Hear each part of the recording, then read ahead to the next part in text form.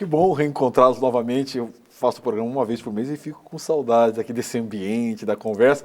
E até porque, cá para nós, né? Eu tenho o privilégio aqui nesse programa de entrevistar realmente personalidades, né? Figuras que fizeram e fazem a história do Mato Grosso do Sul. E hoje, para minha alegria, recebo uma pessoa que eu tenho muita admiração. Ele foi político, é médico há mais de 55 anos, tem muitas histórias interessantes para contar para a gente. Eu estou falando do doutor Oswaldo Ferreira Dutra, que é médico da Assembleia Legislativa do Mato Grosso do Sul. Doutor Oswaldo, tudo bem? Bem-vindo. Tudo bem. Que bom vê-lo aqui. Muito obrigado, está tudo bem. É um prazer estar com vocês. É um prazer todo. E sabe que o doutor Oswaldo, além de outras qualidades, é palmeirense, que é uma grande qualidade. Lógico, né? Não tem dúvida. Doutor Oswaldo, o senhor é médico há mais de 55 anos. Exato. Mas vamos relembrar um pouco. Foi deputado constituinte. Mas vamos por parte. O senhor nasceu em Três Lagoas. Três Lagoas. Conta um pouco para quem está nos acompanhando a sua infância em Três Lagoas. E se o senhor, olhando agora para trás, já percebe ali o futuro médico, o que teve na tua infância que te conduziu, por exemplo, para a medicina, que é um curso muito bonito, mas muito difícil o ingresso, até porque o senhor fez Federal do Paraná, né? Normalmente, eu não creio muito em destino. Eu acredito muito quando você segue um rumo baseado naquilo que você gosta de fazer. E na infância, eu tinha uma inspiração baseada num colega, era o Dr. Munir, e quando fazia ginásio e jogava futebol, o Munir, certa feita, nós passeando de carro, no carro dele, evidentemente, ele falou, olha, por que vocês não vão fazer medicina? Nós temos deficiência de médicos aqui, e seria bom para a terra, né? Nós temos médicos filhos da terra. E isso me empolgou. O Munir era médico? Médico. E o senhor lembra desse episódio dele conversando com o senhor? Foi isso que me direcionou. Que interessante, Você vê como é bom ter boas influências por perto. Mas também o senhor tocou em outro ponto que eu sei que é muito relevante da tua vida, o futebol. Sim. O senhor me contou, chegou a jogar profissionalmente, doutor Oswaldo? Sim, joguei profissionalmente. Né? Quando eu vim para Campo Grande, eu vim para jogar no Atlético, né? É evidente, eu vim para o Exército, mas era para jogar para o Atlético aqui. E na época nós fomos bicampeões do estado, então era o Atlético Ferroviário, que era uma dissidência do antigo Noroeste. Grandes amigos, né, como o Oberdan, o Silvinho, irmão do nosso amigo Cleombes Nunes da Cunha, e outros grandes companheiros, né? E fiquei aqui no período de 58 a 59, quando eu fui embora para Curitiba, fui fazer vestibular lá na Faculdade Federal. Mas vamos para a gente não perder a sequência. Então, essa infância em Três Lagoas, a infância como todo menino, jogando bola, mas com essa influência já, o futebol. A vinda para Campo Grande foi por causa do Exército. Por isso que eu vim para Campo Grande. Foi por causa do Exército. A transferência foi... E o senhor morou aonde aqui em Campo Grande? Eu morei na Rua 14, no Hotel Oriente, que era do pai, vocês devem ter conhecido aqui, do Dr. Otão Azambuja, Maldonado Azambuja, Rudá Azambuja. O Otão ficou muito tempo nos Estados Unidos e eu tive a felicidade de operar com ele num período que eu era deputado, e ele sempre brincava comigo, olha, eu sou cirurgião de superfície, você é cirurgião de profundidade, sabe? Ele era cirurgião plástico, né? Brilhante, foi bisturi de ouro, sabe? Ele ficou 20 anos nos Estados Unidos. E como é que foi a vinda? Três Lagoas hoje em dia é uma cidade de crescimento, a nossa terceira, quarta cidade, mas na época era bem pequena. Como é que foi vir morar Bem que também Campo Grande era pequena também, né? Proporcionalmente era... não era nem capital ainda. Não, eu vou te contar aqui. Campo Grande, eu estudava o colegial à noite.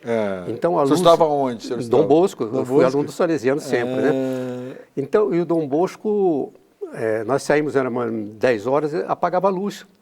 Era luz de motor, e isso em 1958, né? Veja como nós ainda estávamos na dependência da famosa energia, né? E nós parávamos ali na rua Maracaju, tinha uns companheiros, tocavam violão, depois ia para o hotel.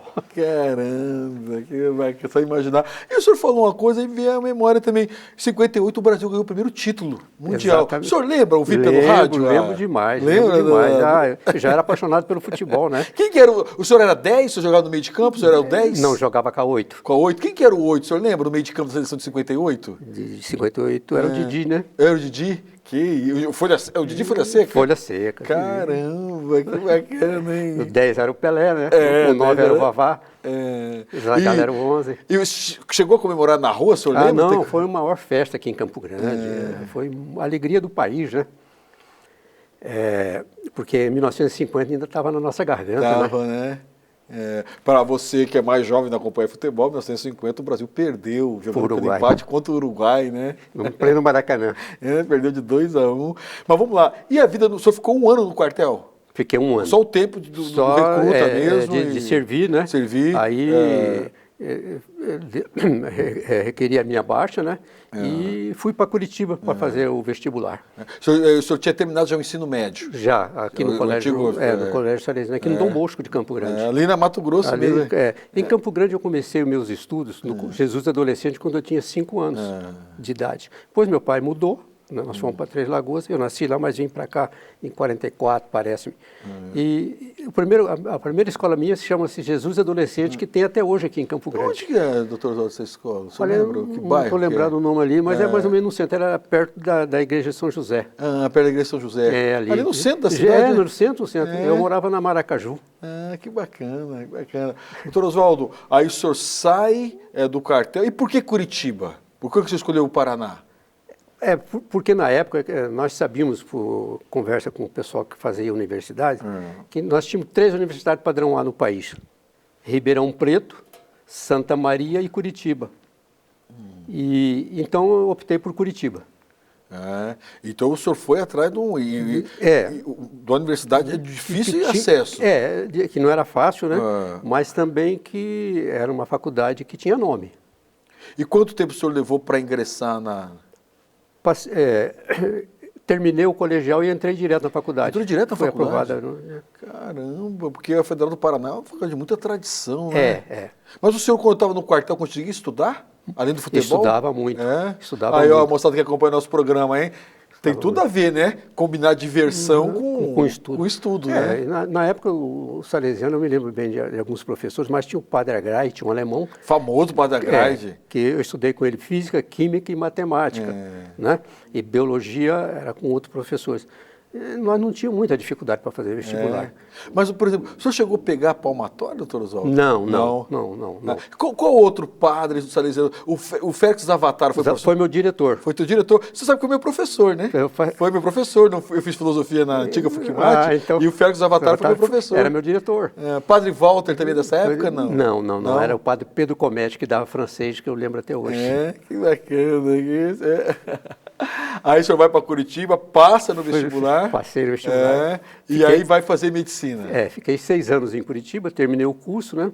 Aí prestei concurso para fazer residência médica na Santa Casa de São Paulo. E fui aprovado também, graças a Deus. Mas antes da gente falar dessa tua residência lá em São Paulo, conta um pouco pra gente como é que foi a medicina. Por exemplo, o senhor entrou na faculdade em 60. Em 60. Em 64 nós temos o movimento militar, o golpe militar. O senhor chegou a pegar a universidade? Nesse período, sim. Mas chegou... O senhor se envolveu com política na universidade? Não. Não dava tempo? Não, o curso de medicina não permite. Muito puxado, né? Não permite.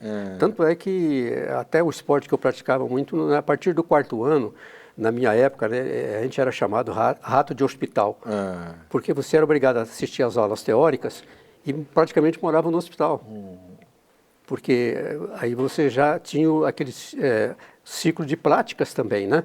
E naquele período, terminava a aula teórica, você ficava no hospital, almoçava, jantava lá e às vezes até dormia no hospital, sabe? Então, não permitia mais... E o senhor morava em pensionato, república? Eu morava num prédio chamado Edifício Asa. Morava lá junto comigo, Petronílio Ramos Costa, que hoje está nos Estados Unidos, é daqui de Campo Grande, família daqui, né? É professor lá. E outro que também até foi vice-prefeito aqui, deputado junto comigo, que é meu compadre, é o Alberto Cúbio. Alberto Cúbio, doutor Alberto Cúbio. Padrinho da Harley. Que bacana, o doutor Alberto Cúbio. O doutor Alberto Cúbio é muito amigo do meu tio, o Pereirinha, É o Fumaça, o médico também. Exato, Ali no Hospital São Lucas, né? Isso, São Lucas. Hospital São Lucas, bacana. Doutor Oswaldo, então o senhor se dedicava muito aos estudos, se adaptou bem ao clima de Curitiba, que é uma cidade fria, né? Nossa capital mais gelada. No começo você, né, não está adaptado, mas vai indo com o tempo. Eu acostumei com Curitiba. Para mim é uma das cidades mais bonitas que eu vivi. Que bacana. Aí o senhor fez residência na Santa Casa de São Paulo. São Paulo, é. E em que área você fez clínica? Clínica cirúrgica. Clínica cirúrgica. Eu fiz cirurgia lá. É cirurgia geral que a gente fala? Cirurgia geral, que na época era clínica cirúrgica, né, que eu até hoje chamo de clínica cirúrgica, eu acho que é mais correto. E quanto tempo o senhor ficou em São Paulo? 2 anos e meio. 2 anos e meio em São Paulo.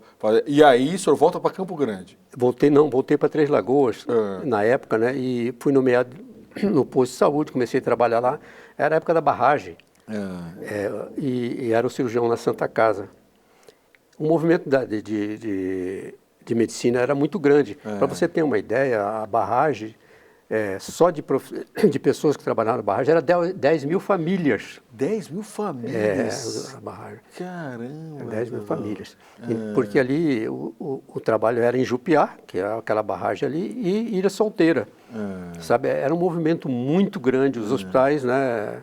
Evidentemente 10 mil famílias e isso implica em pediatria, em ginecologia, obstetrícia, todo o caminho de cirurgia, né? E muito acidente, porque era aqueles movimentos de barragem, sempre acontecia alguma coisa. E nós trabalhamos muito. Doutor Oswaldo, e o senhor era médico, atendia no serviço público? Serviço público. Serviço público, no posto, né? Fui médico do posto. E depois, quando veio o concurso na antiga era INAMPS, hoje é SUS, né? Nós fizemos o concurso, fui aprovado, e aí fiquei também como médico do INAMPS, atendi a parte do INAMPS, né? E a parte de cirurgia da Santa Casa. Passado 2 ou 3 anos, criou-se, na época, uma regional de saúde que o posto de saúde de Três Lagoas comandava. Isso pegava Selvíria, Brasilândia, Santa Rita do Pardo. E eu era o responsável por essa área de atendimento de postos de saúde. E andava toda aquela região? Andava toda ela. E um período também que Três Lagoas recebia os grandes reflorestamentos, a base era Três Lagoas, e nós dávamos cobertura também nessas fazendas no sábado e domingo, porque já existia então um hospital que nós criamos que chamava Instituto Médico Regional de Três Lagoas. Era o Dr. Oreste Prata Tiberi, Neif Abrão, Icuirade e eu. Eu era o caçula da turma. E o senhor se casou nesse período? Eu casei em 1968. Antes de vir de São Paulo, eu casei. Você já casou? Casei em Campinas. E minha esposa era de São Paulo, né? Mas família de Três Lagoas. Ela foi criada em Três Lagoas. O senhor conhecia ela lá em Três Lagoas? Conheci em Três Lagoas, né? Mas chegou a ser amigo de infância dela, de coisa? Não, porque nesse período eu quase não ficava em Três Lagoas, né? Muito pouco. Eu, quando estava de férias, ia para a fazenda. Porque eu fui criado em fazenda, adoro fazenda, né? Então, quando saía de férias, pegava o trem da Noroeste. Eita, que bonito esse trem, hein? Que eu tenho saudade até hoje. Eu também tenho. Eu cheguei a pegar o trem. Porque meu pai era militar, morava aqui da Aquidauana. Eu cheguei a pegar o trem, a Litorina para Aquidauana. Litorina, então você sabe. Comprar aquelas coisas, tomar Guaraná era uma delícia dentro do trem, né? Uma coisa muito... Bom, aí o senhor se elege deputado em 78. Vamos fazer o seguinte, vamos fazer um breve intervalo. Perfeito. Daqui a pouquinho eu volto essa conversa muito agradável com o Dr. Oswaldo Ferreira Dutra, médico da Assembleia Legislativa, há mais de 50 anos que exerce essa profissão e também ex-deputado. É daqui a pouquinho, depois do intervalo.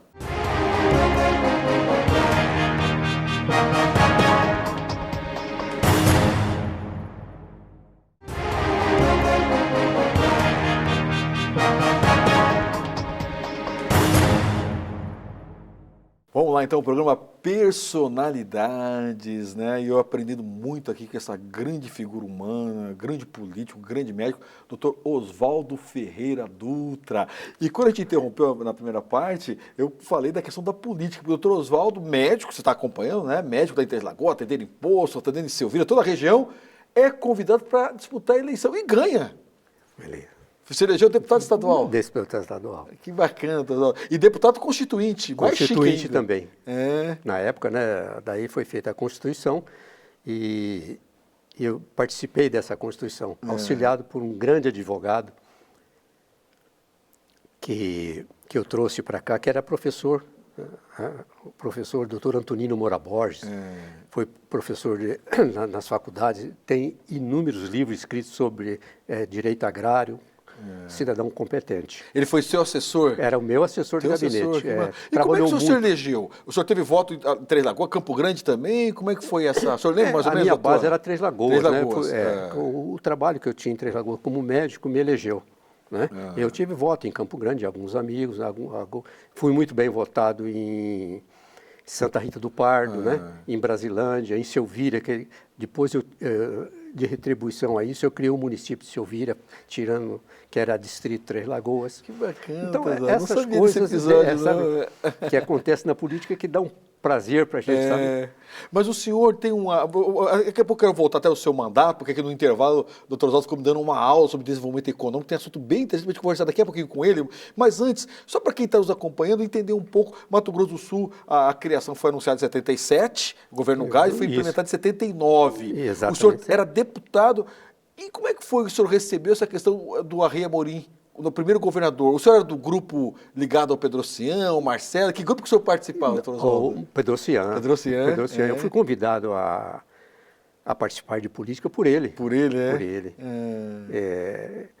Eu recebi a visita dele em minha casa, ele era muito amigo de meu pai. E quase que com uma intimação. E aceitei. E participei da eleição, né? Na época eu fazia dobrada com o Schmidt, que ele candidato a deputado federal, e o doutor Pedro senador. Mas senador? O doutor Pedro era candidato a senador. Com a promessa de que se ele elegendo senador, ele seria o nosso governador, né? Porque era a nomeação na época. Mas houve aquelas crises políticas todas, né? Com oposição de lá e tal. A oposição na época era o grupo de PSD e UDN, aquela história toda. Bom, o certo é que veio o doutor Arri. E depois do doutor Arri, que veio o doutor Pedro Pedrocian, que ficou só 2 anos de governo, né? Mas que conseguiu fazer um grande trabalho para o Estado. E a queda do Arri? O senhor acompanhou, assim, como deputado? Tem algum episódio que o senhor se recorda? Ele ficou 7 meses? O senhor lembra, doutor Oswaldo? Eu não lembro. Eu não lembro. Menos de um ano, eu não né? lembro também o período, quase um ano, né?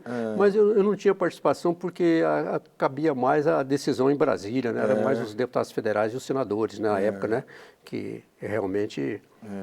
E quem que foi lá, o senhor foi deputado, assim, não precisa lembrar, mas dos mais conhecidos que o senhor é deputado. O deputado Londres foi deputado nessa época também? Foi, junto comigo, era da nossa bancada o Londres. O Nevan, não? O Nevan também. O Nevan também constituinte?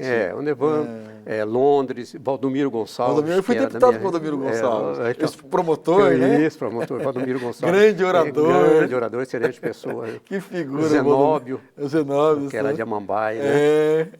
E Manfredo Alves, o Contar. Eduardo Contar. Doutor Oswaldo, e o senhor, médico, o senhor continuou deputado, mas exercendo a medicina? Trabalhando. O senhor nunca deixou a medicina, doutor Nunca Oswaldo? deixei. Nunca? E como conseguia compatibilizar o trabalho de deputado? As oportunidades que eu tinha, né? Ia fazer cirurgia, né? E mesmo assim, como deputado, sempre tinha aquelas pessoas, olha, o senhor podia olhar para mim isso aqui e tal, né? A gente não deixa de olhar. Medicina é paixão, né? Doutor Oswaldo, e o senhor como deputado, o senhor focou muito no desenvolvimento econômico. Exato. Conta um pouco, o senhor está me contando a questão do reflorestamento dessa região aí, conta um pouco, essa região do Bolsão, que o senhor falou que a região era muito empobrecida, né? Exato. Que o senhor, quando o senhor está me contando, falando de um jeito tão bonito, quando o senhor passa por lá, o senhor se sente até orgulhoso. Conta um pouco essa história para quem está nos acompanhando, doutor Oswaldo. Nesse período, com a lei que facilitava o pessoal das grandes empresas do imposto de renda investir em reflorestamento. Aconteceu a crise do petróleo, aquela crise do OPEP que nós falávamos. Bom, daí surgiu a ideia da implantação desse grande reflorestamento.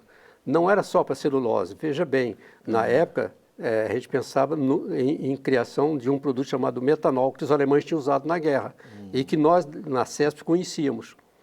Que a partir da madeira, a curto prazo, você produzia o petróleo, através de uma substância chamada metanol, que realmente ela é um pouco tóxica. Mas, dada a crise do petróleo que paralisou o país, nós pensávamos em energias alternativas. E a cana-de-açúcar, que veio o etanol, posteriormente, né? E isso foi motivo também da apresentação de energia alternativa na DESG, que era a escola formada da Escola Superior de Guerra, né? E que eu participei também. Então, isso é também acho que um ponto importante da tua formação.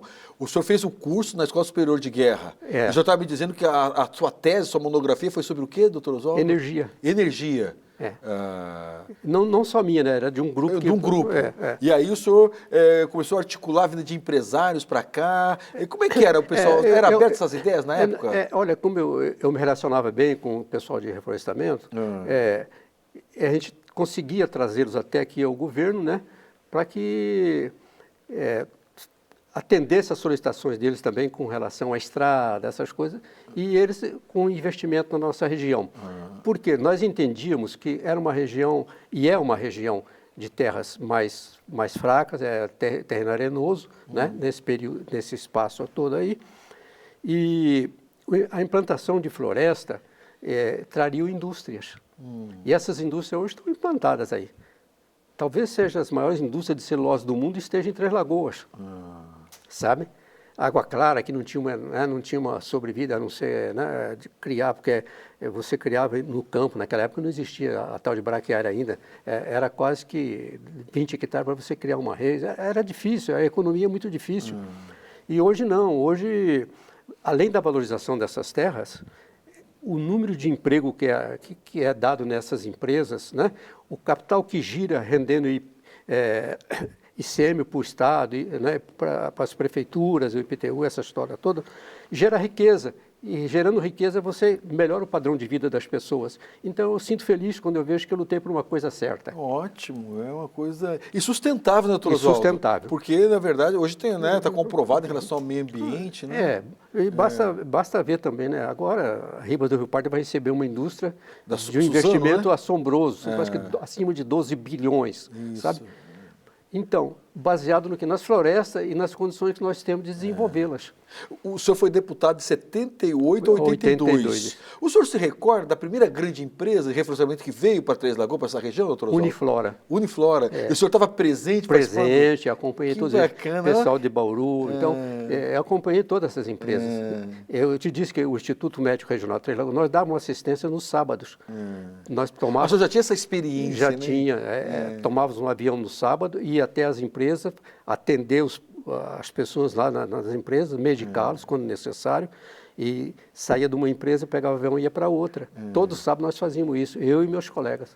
Que bacana. Doutor Oswaldo, o senhor também falou no intervalo, queria que o senhor explicasse para quem está nos acompanhando, da fábrica de fertilizante em Três Lagoas, que falta pouco para concluir. O senhor está me dizendo, conta para a gente o que o senhor falou para mim aqui agora há pouco. Recentemente, vendo na imprensa, que nós estávamos importando 80 toneladas de fertilizante.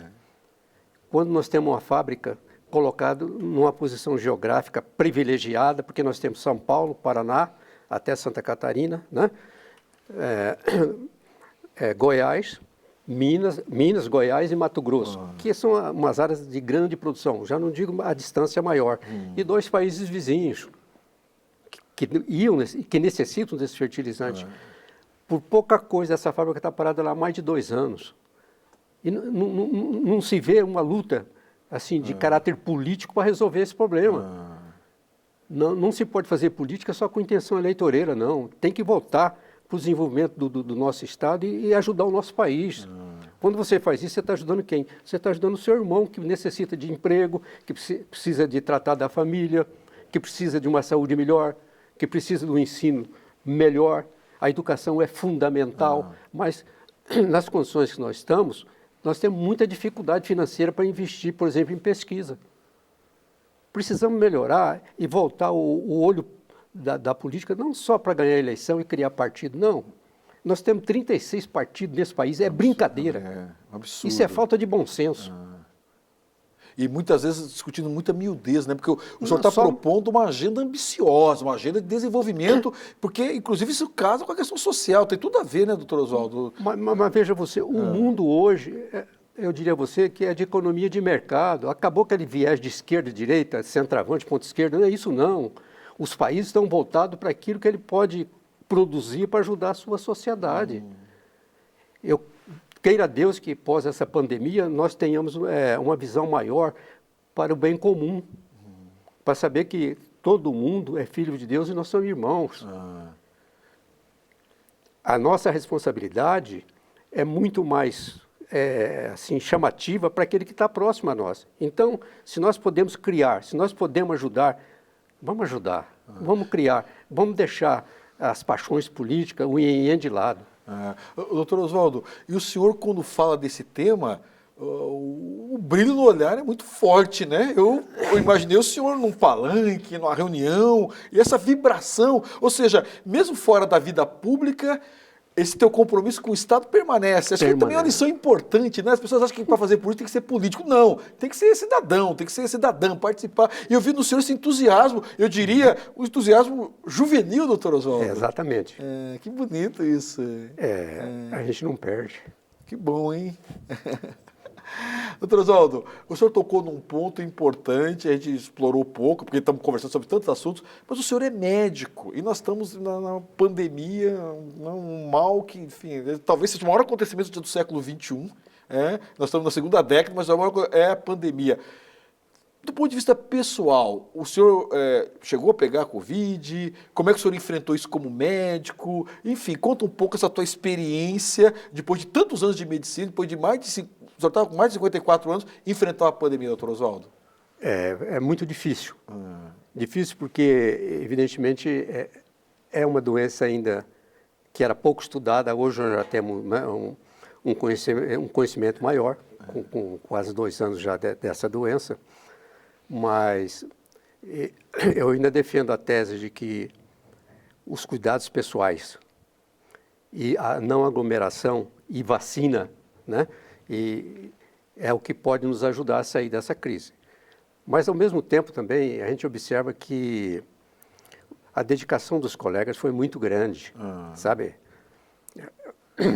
Houve uma união da sociedade nesse aspecto de os médicos, enfermeiros, né, e algumas pessoas da sociedade que realmente, com o lado humano, né, eu acho fundamental nisso aí, é o lado humano da situação de cada um.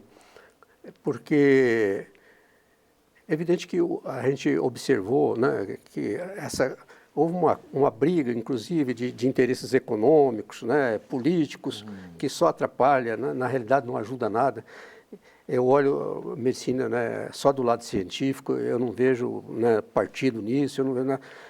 Então, como médico, eu acho que nós podemos investir mais, eu volto na tese, investir mais em pesquisa para que possamos ajudar mais a nossa gente.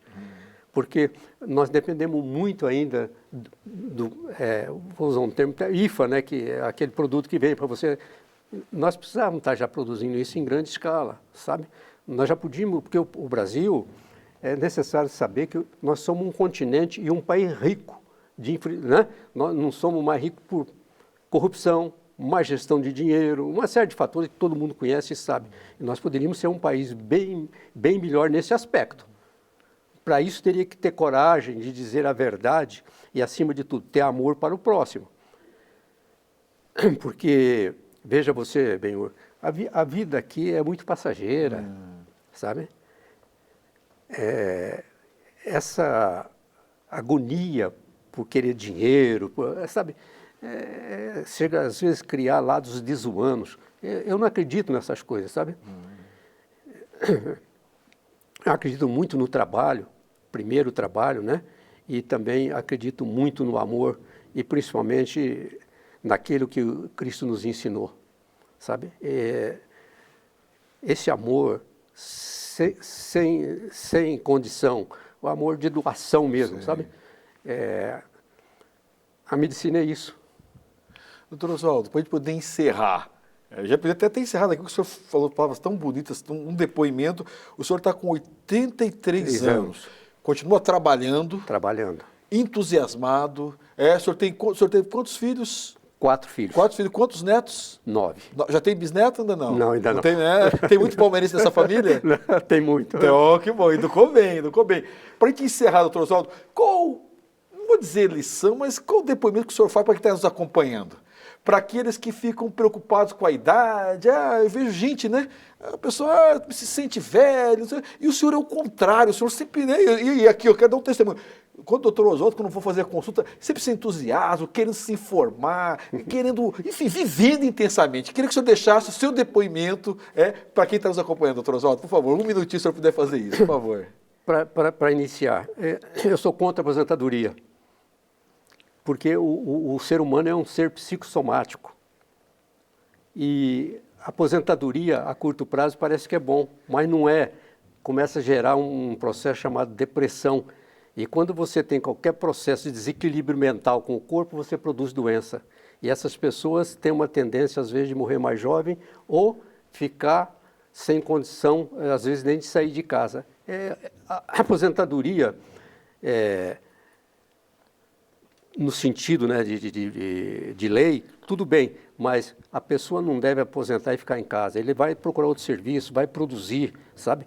Vai aconselhar, vai trabalhar com outras pessoas, porque isso é uma coisa, né? É evidente que ciência você tem que estudar, mas o tempo também te ensina, sabe? E eu costumo dizer, sabe, a verdade é filha única do tempo. Então, sendo assim, só o tempo vai dizer se ele estava certo ou errado, mas eu acho que eu estou certo. Tá certo, eu queria agradecer imensamente, eu me sinto privilegiado de beber nessa fonte de rejuvenescimento, eu me sinto rejuvenescido de ver um depoimento de alguém que vive a vida intensamente. Doutor Oswaldo, obrigado, agradeço você, eu tenho certeza que você gostou muito dessa entrevista histórica com o médico, ex-deputado Oswaldo Ferreira Dutra. Um abraço e até uma próxima oportunidade com o programa Personalidades.